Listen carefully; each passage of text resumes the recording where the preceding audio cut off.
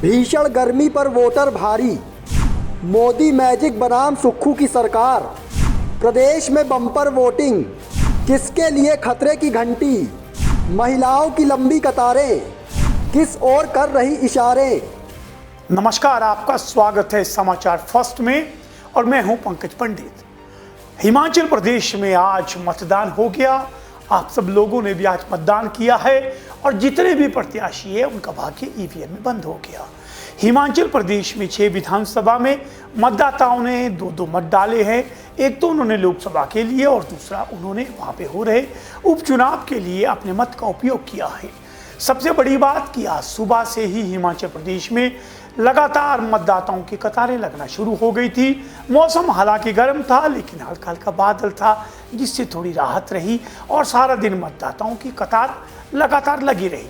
और हर बार की तरह इस बार भी महिलाओं का आंकड़ा सबसे अधिक जो है वो देखने को मिला है।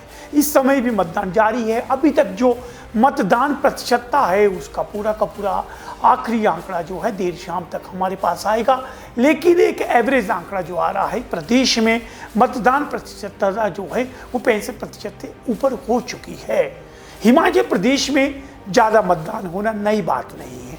आपके लिए ज़रूरी इस बार लग रहा होगा कि बहुत ज़्यादा बम्पर वोटिंग है, लेकिन थोड़ी सी आपको याद दिलाना चाहूँगा कि पिछली बार अगर मैं लोकसभा चुनाव की बात करूं तो हिमाचल प्रदेश में 72.42% जो है मतदान हुआ था। 72.42% जो है वो लोकसभा में चुनाव हुआ था। और इस बार भी मंडी जो है वो सबसे आगे नजर आ रहा है। पिछले बार के चुनावों में भी मंडी में सबसे अधिक मतदान 73.60% हुआ था। और अभी तक जो रुझान मंडी से आ रहे हैं वोट परसेंटेज के, मंडी प्रदेश में नंबर 1 नजर आ रहा है। नंबर 2 पे हमीरपुर पिछली बार रहा था 72.83 और इस बार भी हमीरपुर नंबर 2 पे चल रहा है। शिमला 72.68 और सबसे कम मतदान जो है वो कांगड़ा में 70.73% जो है नजर आया था। अगर मैं बात करूं तो आज सबसे पहले जो भाजपा के राष्ट्रीय अध्यक्ष हैं जगत प्रकाश नड्डा, उन्होंने बिलासपुर में अपनी जो कंस्टिट्यूंसी है विजयपुर, जो उनका गृह क्षेत्र है, गांव है, वहां पे उन्होंने आज सबसे पहले वोट किया। और वोट देने के बाद उन्होंने उम्मीद जताई कि भाजपा इस चुनावों में एक बार फिर से प्रदेश में और देश में जीत हासिल करेगी। इसके बाद वे अपने मतदान केंद्र में भी गए। वहाँ पे मतदान केंद्र पे बैठे हुए कार्यकर्ताओं से भी उन्होंने बात की। उसके बाद बात करते हैं प्रदेश के मुख्यमंत्री सुखविंदर सिंह सुक्खू। सुखविंदर सिंह सुक्खू भी आज वोट करने पहुंचे। उन्होंने नदौन में अपने गृह क्षेत्र में वोट किया। वोट के बाद उन्होंने अपने बयान में कहा कि एक बार फिर से वही दोहराया है कि ये धनबल और जनबल के बीच की लड़ाई है जिसमें जनबल जीतेगा। लेकिन सबसे बड़ी इसमें जो अपडेट आ रही है कि कांग्रेस ने सुखविंदर सिंह सुक्खू की जो है वो चुनाव आयोग से शिकायत की है कि सुखविंदर सिंह सुक्खू जो है वो एक कांग्रेस का पट्टा जो है वो डाल करके चुनाव में वोट डालने चले गए थे। इस पर चुनाव आयोग क्या कार्रवाई करता है ये देखने वाली बात है, लेकिन ये शिकायत उनके खिलाफ की गई है। आइए देखते हैं सुखविंदर सिंह सुक्खू ने अपना वोट डालने के बाद क्या विश्वास जताया है। नहीं, इसमें बदलाव का रुख है और जिस प्रकार भारतीय जनता पार्टी ने जनता की भावनाओं से सौदा किया, लोग इस प्रकार की राजनीतिक संस्कृति को पसंद नहीं करते। भविष्य में अगर हिमाचल की राजनीति को साफ सुथरा रखना है तो ये चुनाव जनता को लड़ना पड़ेगा और ये चुनाव जनता का है। हमारी सरकार को 3.5 साल है। हम ये सरकार बनाने के लिए चुनाव नहीं हो रहा है, लेकिन भविष्य की राजनीति हिमाचल की कैसी हो उसकी दिशा और दशा तय करने के लिए चुनाव है। सुखविंदर सिंह सुक्खू के इस बयान के बाद जयराम ठाकुर ने भी सराज में अपने परिवार के साथ वोट डाला। वोट डालने के बाद उन्होंने कहा कि बहुत लंबा प्रचार था, लेकिन जिस तरह से लोगों का उत्साह था और जिस तरह से वोटर टर्नआउट हुआ है उससे पूरी उम्मीद है कि भाजपा जो है इस बड़ी लड़ाई को जीतेगी। आइए सुन लेते हैं जयराम ठाकुर का इस चुनाव के संबंध में बयान। मैं यही देख रहा हूँ कि मुझे पूरा उम्मीद है कि जिस तरह से कैंपेन इस बार लंबा कैंपेन था, लेकिन उसके बावजूद उत्साह अंत तक बना रहा। और हिमाचल प्रदेश के संदर्भ में अगर मैं बात कहूँ, प्रधानमंत्री जी का भी 2 जगह आना हुआ, नाहन में और मंडी में, और हमारे गृह मंत्री जी का भी आना हुआ, पार्टी के हमारे राष्ट्रीय अध्यक्ष जगत प्रकाश नड्डा जी का भी आना हुआ, योगी जी का भी आना हुआ और सभी बड़े नेताओं का आना, गडकरी जी का भी आना हुआ। तो बहुत जोश के साथ कैंपेन अंत तक जो है वो मेंटेन रही। हालांकि लंबी कैंपेन जब होती है तो उसको मेंटेन करना मुश्किल हो जाता है, लेकिन बहुत बेहतर ढंग से यहाँ पर लोगों ने उत्साह यहाँ दिखाया और अब मतदान में भी उत्साह दिखाई दे रहे हैं। मुझे पूरा भरोसा है कि चारों सीटों पर भारतीय जनता पार्टी हिमाचल प्रदेश में जीतेगी और पूरा विश्वास है कि जो 6 उपचुनाव भी हो रहे हैं हिमाचल प्रदेश में उसमें भी हम जीतेंगे। तो ये तो थे बड़े नेताओं के बयान कि उन्होंने इस बारे में क्या कहा। सभी बड़े बड़े नेताओं ने वोट डाले, सभी प्रत्याशियों ने अपने अपने परिवार के साथ वोट डाला। अनुराग ठाकुर ने भी प्रेम कुमार धूमल सहित पूरे परिवार के साथ सुजानपुर में मतदान किया। लेकिन सबसे अधिक बात कि इस बार ये जो टर्नआउट, वोटिंग टर्नआउट जो हमारे पास अब तक आंकड़े आ रहे हैं, मतदान के प्रति जिस तरह से लोगों का उत्साह है, ये किस तरफ जाएगा? क्या लोगों को एक बार फिर से मोदी मैजिक का भरोसा है या फिर सुख की सरकार पर दांव लगाया है? जिस तरह से महिलाएं जो हैं वो घरों से बाहर निकली हैं और लंबी लंबी कतारें महिलाओं की नजर आई हैं और हिमाचल प्रदेश में मातृशक्ति सबसे अधिक वोट करती है, यही सरकार को बनाने व गिराने का काम करती है। अब देखने वाली बात यह है कि क्या महिलाओं ने मोदी की लखपति दीदी पर भरोसा जताया है या फिर सुखविंदर सिंह की महिला सम्मान निधि पर अपना भरोसा जताया है। और आज शनिवार था, शनि किस पर भारी रहेगा और मंगल किसको रंग दिखाएगा, ये आपको मतगणना के बाद ही पता चलेगा। लेकिन एक बात तय है कि पिछली बार हिमाचल प्रदेश की अगर बात करूं तो हिमाचल प्रदेश में भाजपा ने बहुत बड़ी जीत हासिल की थी।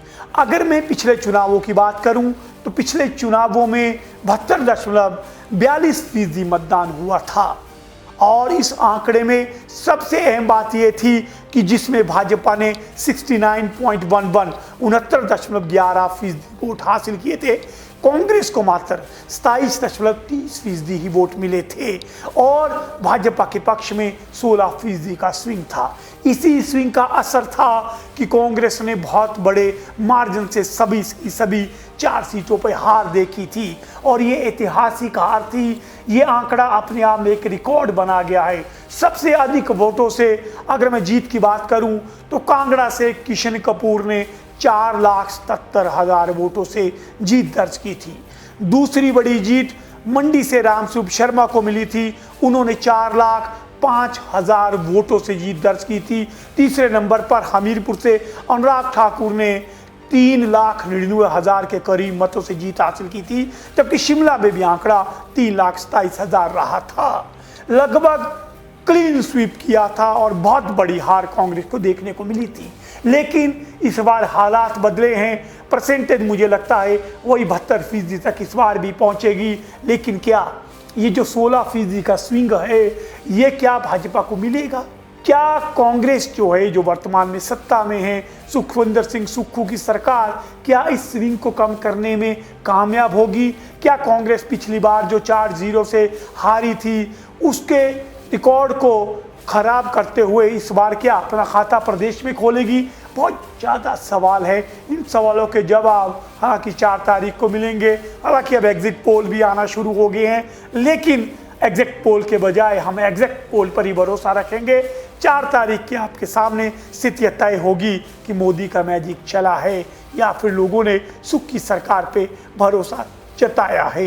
एक और बड़ा मामला कि गगरेट में एक जो मतदान केंद्र था वहाँ पे ईवीएम मशीन को गलत तरीके से जोड़ दिया था। इस पर कार्रवाई करते हुए वहाँ जो मतदान अधिकारी थे उनको जो है वहाँ से हटा दिया गया। साथ ही शिक्षा विभाग ने भी उन्हें सस्पेंड कर दिया है। ये वहाँ की एक बड़ी ब्रेकिंग थी जो आज बाकी पूरे प्रदेश में मतदान जो है वो पूरी तरह से शांतिपूर्ण रहा है और लोगों ने बेहतर तरीके से मतदान किया है और तैयारियां भी लगभग पूरी की पूरी जो है वो जिला प्रशासन की रही है। आज धर्मशाला में एक एफआईआर भी आज़ाद विधायक पर जो है दर्ज करवाई गई है। उन पर आरोप लगाया है कि उन्होंने एक भाजपा के कार्यकर्ता को धमकाया है और उससे जान से मारने की धमकी दी है। ये सब आज की पूरे का पूरा दिन का विस्तृत ब्यौरा था। अब आप इंतज़ार कीजिए कब ईवीएम खुलेगी और ये भविष्य का नतीजा आप लोगों के सामने आएगा। लेकिन इससे पहले कि मैं आपसे विदा लूं और आपको बोलूं कि आप लोगों ने आज जिस तरह से घरों से निकलकर मतदान किया है उससे लोकतंत्र को मजबूत किया है। आखिर में आपको छोड़ जाता हूं जो हमारे उम्मीदवार थे, उन्होंने मतदान के बाद क्या क्या दावा जताया है, आखिर में छोड़ जाता हूं। और आप इसी तरह जुड़े रहिए, देखते रहिए हमारे साथ समाचार फास्ट टू द पॉइंट। मतदाताओं का रुझान तो जो मैंने देखा, मैं नहीं कह सकता अंदर क्या है, पर इतने दिन से मैं यहाँ हूँ, लगभग 1 महीना हो रहा है, बहुत प्यार से लोग मिले, बड़ा सम्मान दिया और बड़े जोश देखा मैंने, उत्साह देखा मतदाताओं में। उससे उम्मीद बनती है कि नतीजा ठीक होगा, यही कह सकता हूँ। ये तो अक्सर होता ही रहा है, मेरा तो चौथी बार कैद हो रहा है।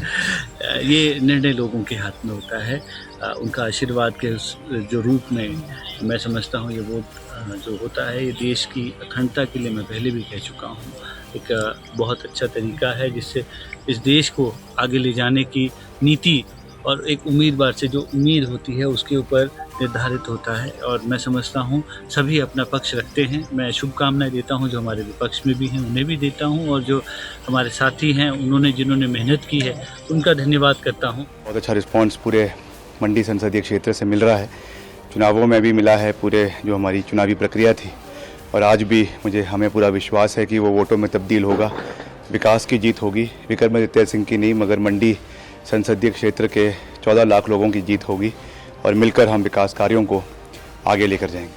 हमारे लिए जो है ये जो मोदी की लहर है ये समस्त हिमाचल प्रदेश में है। मोदी जी ने जो है इस बार कम से कम लगभग 200 रैलियां की हुई हैं, 2 महीने के छोटे से अंतराल में ना जाने 80-90 से ज्यादा इंटरव्यू किए हुए हैं, और उनका जो काम है वो पूरे भारतवर्ष में जिनकी गारंटी है उनका लोहा जो है पूरा भारतवर्ष और हिमाचल प्रदेश भी मानता है। तो हम जो है मोदी जी की सेना है, और मुझे जो है अवश्य ही मंडी पार्लियामेंट्री का आशीर्वाद मिलेगा, और मोदी जी को जो है यहाँ पर भी हम लोग 4 की 4 सीटें। मैडम मोदी जी, सभी मतदाताओं से मेरा निवेदन है कि अधिक से अधिक मात्रा में अपने घरों से निकलकर अपने मत का दान करें और लोकतंत्र के इस महापर्व में अपनी सहभागिता सुनिश्चित करें।